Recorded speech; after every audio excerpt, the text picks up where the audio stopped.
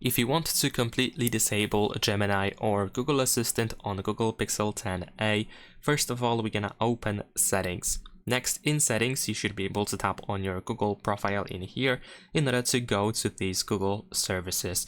We're gonna switch to All Services, and then in here scroll down in order to search for the Search Assistant and Voice.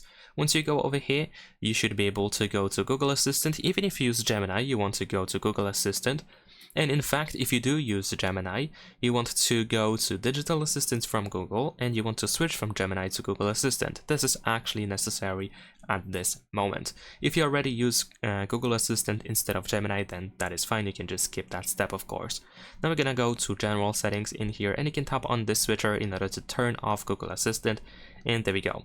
Besides that, what you can also do is we're gonna go back to Settings, and then in Settings we're gonna go to the System, then we're gonna choose the Navigation mode, and then in here you can, if you use gesture navigation, you can tap on this setting and you can make sure that the swipe to invoke the assistant is disabled. This is an additional gesture that you can use in order to activate Gemini. So since we want to disable it, we can turn it off. Also in system settings, we can open the gestures, and then over here we have press and hold power button, so we can switch from digital assistant to power menu. So if you press and hold the power button, you will not activate Gemini or Google Assistant. And that is pretty much it. Leave a like and subscribe.